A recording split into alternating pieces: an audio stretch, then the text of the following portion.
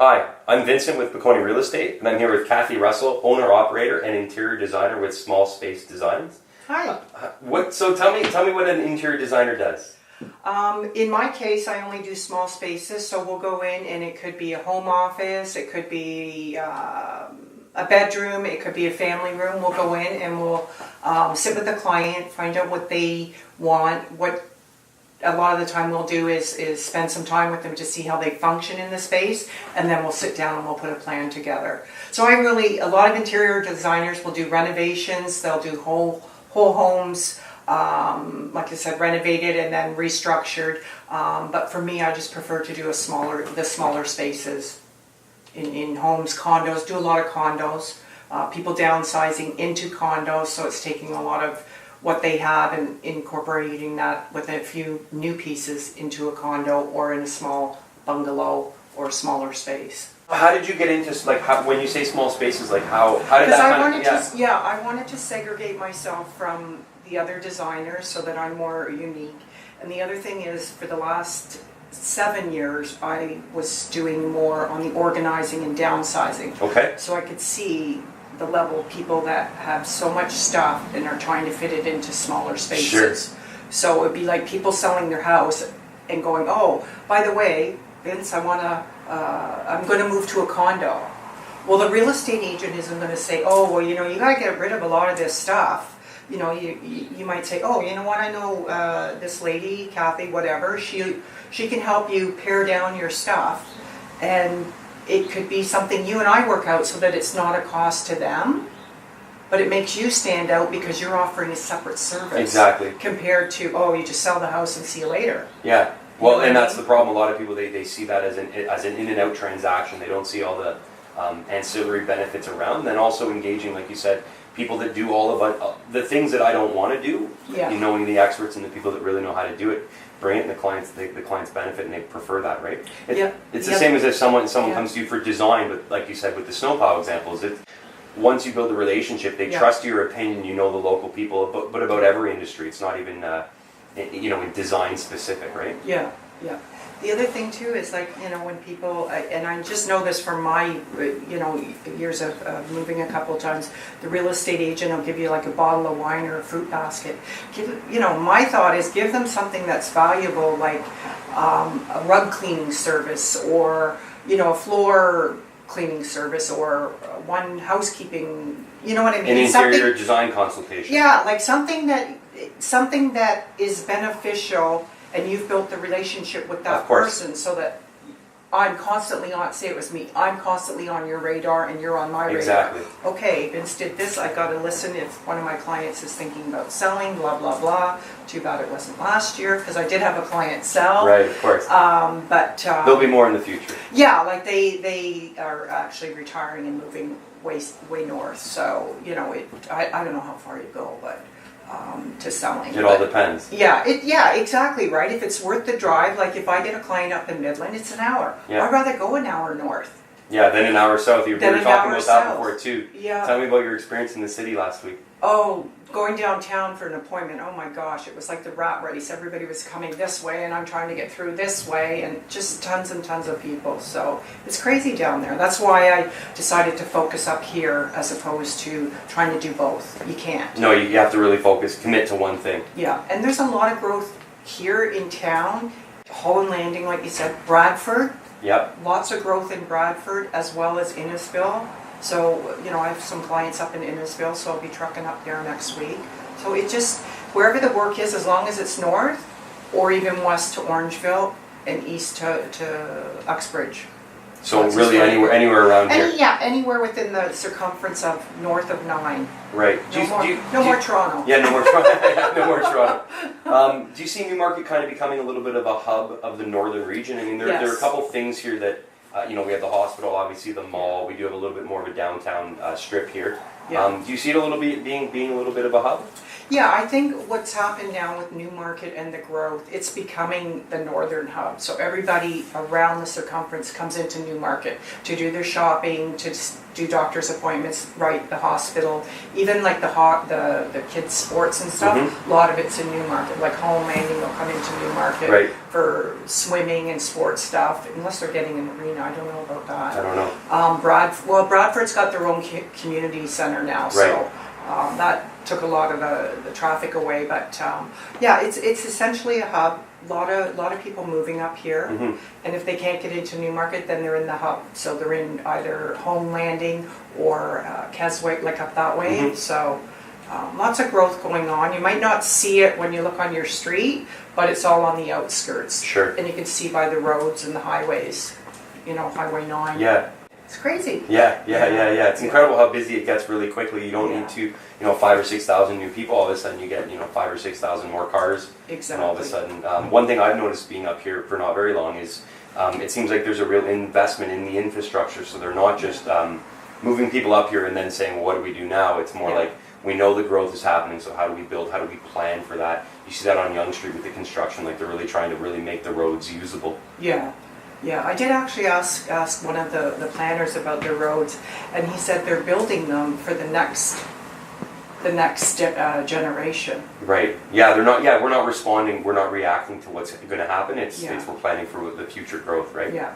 And the other thing too is with the people that are moving up here, they want to do business in this community as opposed to living here and then going say to Toronto to purchase things. I think Newmarket being the hub, we need to get a few more bigger stores and stuff so that, like a Crate and Barrel or Pottery Barn, one that's got a little bit more mixture for those sound shopping. like design stores. Yeah, exactly. You sound biased. I was going to say, what else would you like to see? Because it's amazing. I think that Newmarket does have a lot of that, but you're right. It would be nice to see a few more things. What else would you love to see? I'd love to see, more locations that have fabrics for people to be able to go and look at. More higher end furniture places because people are making the investment now in a good piece of furniture and then adding some elements of maybe a little bit more inexpensive, maybe an inexpensive lamp as opposed to a more expensive lamp. They'll spend the money on a nice piece, like a nice couch, or if they're, some people actually aren't even buying couches anymore. They're just getting side chairs. Right. It just depends on how they're living and how much space they have. Right. So. I feel like as well, people here, it seems to be the kind of community where you're coming up here for more mid to long term. You're not kind of in and out of Newmarket. So people want to come here. They want to invest in their home. They want to spend a few dollars and know that they're going to be here for a little while. As opposed to doing the quick fix or the quick decorate. Here for a few years, make a few bucks, and then move on. Right. Yeah. No. I think the other reason why a lot of people are moving here too is. You're right, the hospital's here, so everything they kind of need is right in town. So some of the older homes that are behind here, they want stuff on the main street so that they can just walk to it. Right. With the river now, people are constantly coming down. They want to walk, they want to ride, they want to be out in the community and support the community. So, it's the place to be. Yeah, it's the place to be. Couldn't have said it better myself. This is interesting you say that. When I was downtown on Queen Street West, I think it's West. Yep. And you might know the store. It's called, I have his card somewhere. He has antiques, but he has, I guess when a film company comes in and they film the place, and they've got like a mannequin or a lamp and this, and they just need to get rid of it, and he takes it and then he sells it. And so, I'd asked him how much the light was, and he said, I think it was $125, and I said, okay, I'll take it, right? And as he's wrapping it, he go, and I paid him, and then he's wrapping it, right? And he goes, oh, so where are you from? I said, Newmarket. He said, oh, very rich place. If I'd known that, I would have charged you $400. First time I've ever heard that, because really, the pet peeve up here is Aurora has all the money. Yeah, of course. But everybody's a snob in Aurora. So Newmarket, there is a lot of money in Newmarket. Absolutely. You know what I mean? Absolutely. Like it's crazy. People just were so hung up that it was Aurora, but now it seems to be Newmarket, and I think that's why you're starting to see changes at the mall, changes on Davis Drive with some of the apartments. Now they're cleaning them up and making them more presentable. Yeah. So it actually is the place. It's amazing. It's all relative, right? So like maybe we don't have as much money relative to Aurora. Yeah. But I think that the farther away from the city you move, there are suburbs where people who have money and they can afford bigger houses or bigger lots or whatever, they do kind of move away. And they can afford to have a car and drive into the city every day. Whereas people, in the core, maybe they can't afford to have a car, or they're renting or whatever. They can never really kind of move out, right? Yeah. Right now we come into Newmarket for a lot. We're only 10 minutes, right? So we're pretty close. Yeah. I almost like having the division where I go to home, where I have my nice big land and it's quiet, and then it's amazing even how much quieter Hall Landing is than Newmarket in a lot of ways. As soon as you pass Green Lane, you notice it. Exactly, right? So, and we're not too far north from there, right? So I loved it. Kids loved it. They were outside constantly. So, and the community was, not everybody knew everybody, but your community was there. If, one of your kids was around the block and got hurt, the parent would bring them, or whatever the case may be. Whereas, when you're in a bigger community, people don't really bother. No, of course, Everybody and I think keeps them to themselves, right? And I think that one of the differences I noticed from Toronto to Newmarket and even to Hall Landing is like people aren't transient here. Like they're not in and out. They're not passing through. They're here. Yeah. So they're a little bit more committed to what's happening on the street, what's happening in their neighborhood, what's happening, on Main Street or whatever. Whereas in the city, like there are so many people coming through in and out, and they don't really latch on to anything permanently because they're transient. So I've noticed up here, like the sense of community is really strong because people really begin to invest in it, right? Right. I don't know how long you've been in this corner store, but like you become a landmark of where you are, right? Right. So I've been here since April. So I've worked from home for the last 8 years, and then I decided I wanted to try for a year having my own studio. Just to be out of the house and sort of get more, one, in the community, be out in the community so people see me. People pop in and ask questions. So that's been great because, I always say to them, come in, ask me, I'm here, it's no charge. Right. People love it. Yeah, or they'll come back and say, I bought this and blah, blah, blah. So they're all excited about it, right? When you just give them a little bit of advice. So it's not about it costs anything. Like, you're in the community, you're walking by, come in. That's what I'm here for. The door's open. Yeah, the door's open. Yeah, and and I get some gentlemen that come in too, and they, just want to say hi and, chat with you. So that's nice too, because they live around here, so they do their daily walk and stuff. Nice, yeah. It's an incredible location where you are. I'm a little jealous, I'll be honest with you. It's an amazing location. It's a big step, and it's a bigger responsibility than working at home. But, it's about budgeting and just being careful. And the fact that I took it for a year is sort of stress-free, because I know, after that year, I can make the decision, do I want to stay or do I want to, sort of go back? Yeah, of course. What's it like having people just kind of pop in and be able to see you don't have a ton of stuff here, but you have enough to showcase a little bit. What's that like? Yeah, it's great because they can come in and they'll ask a question saying, oh, I've got this room, do you think that couch would be okay, or should I get a bigger couch, or what color? So they'll come in and, sometimes I say to them, come back with a picture if you're not sure, or they'll just ask, what kind of furniture would go good in a home office? Right. So I have a client not too far from here. She's got a 100-year-old house. Wow. And she wants to keep the house as is. Right. Keep the heritage of it. And so her office is in the back of the house. Right. And so we're redoing that. But we put a door on so that at the end of the day she can close the door and that's her office. Right. And not part of the house. Right. So that was a big learning for her, and she's happy. Because now she can shut the door and and there's separate spaces. There's separate spaces. She's not at the dining room table. So so that was great because trying to keep a century home and make a nice office, but also keep it separate. Right. Because a lot of people, I've written many blogs on it about sitting at your dining room table trying to run a business. It's very I know distracting. firsthand it's very difficult. Yeah, it's very difficult because you're thinking of other things that you have to do, and so if you're going to run a business, you don't have to have a big fancy office in your house. Just find a corner, dedicated space. A dedicated space that you can segregate yourself, and then concentrate and focus there, as opposed to, you know, a lot of people work from home, they're doing laundry, they're in the kitchen, they're going to the mailbox. Like if you're going to work from home, it's difficult to stay focused if you don't have a good space. So yeah, you mentioned you were in the corporate world, but now you're your own boss. What's it like working for yourself? I love it. I wish I would have left sooner. There's no politics. Yeah, right, sure. You still have to get up and get dressed every day and be professional. But I don't miss the rat race. Like I said, I don't miss the politics or, you know, having to report in, you know, very structured where I was at the bank, you know, it's 8 to 8:30, you know, you can't be here at 8:35, right. You know, and then, you know, working all day and then leaving at 5, like clock in, clock out, like I could be out at a client's at 10 o'clock at night. It doesn't bother me. You know, I set my own schedule, so I like that freedom. Yeah. And it, you know, allows me to be able to book a client or not book a client, or if a client has an emergency, sure. I have the freedom to go. Right. Doesn't matter, you know. What's it like running your own business and then seeing the impacts of what you're doing as opposed to working for somebody and having a satisfied client? Like what's that? Is that any different?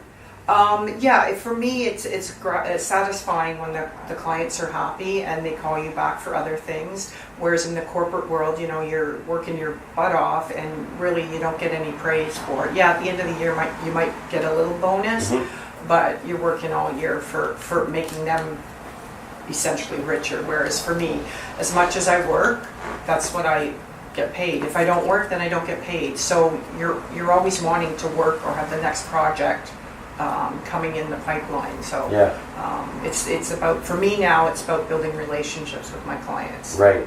Tell me a bit about that. You said you've been doing this for about 8 years. 8 years. So how have you? Tell me about kind of the process. Yeah. So I transitioned when I first left the corporate world. I actually started doing event planning because I went to Ryerson and was certified as an event planner. Okay. Well, 2008 was the recession, and so nobody was doing events. So I thought, geez, what else could I do? So I started a concierge service. Okay. So from that service and building the relationships with my clients, I noticed a lot of people were asking me to organize their homes. And so from there, organizing and telling clients, you know, they have a lot of, not telling them they have a lot of stuff, but they have a lot of stuff. Sure. So we worked through a lot of this stuff, and people were now living much more simpler. So I decided, okay, I'll do my interior design program.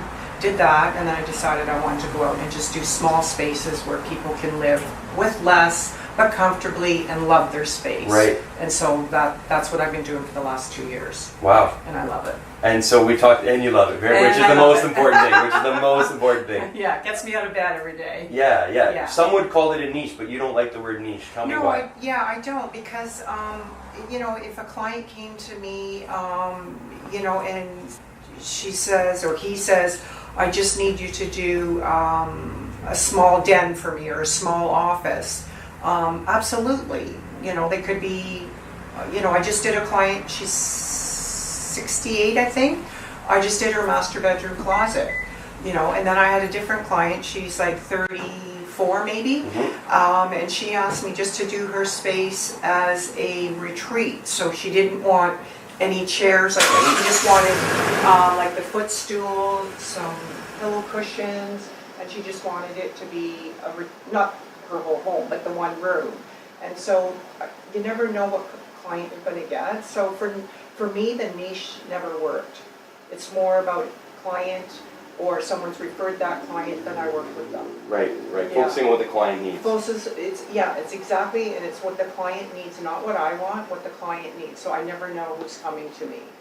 Okay. So where some people, they're totally niche, and that where they're an interior designer and they might do a whole house. Right. And that's what they want to do. Right. But that's, for me, it's the smaller scale stuff. Okay. What's the most exciting or most memorable project you've ever done? The most memorable. Oh, I did a lady's condo, and of course she wanted everything white, and that's great. I mean, that works for her.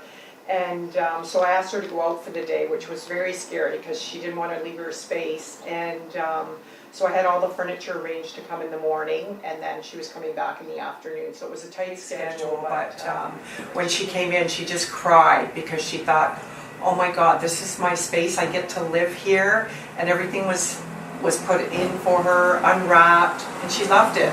Total transformation. Total transformation. So the last thing that we didn't get in time because the light wasn't in was her light. So when her light came, I came a few days later to install it. She goes, "You're going to install that?" And she couldn't believe I installed the light for her. Like, it was a hanging down light.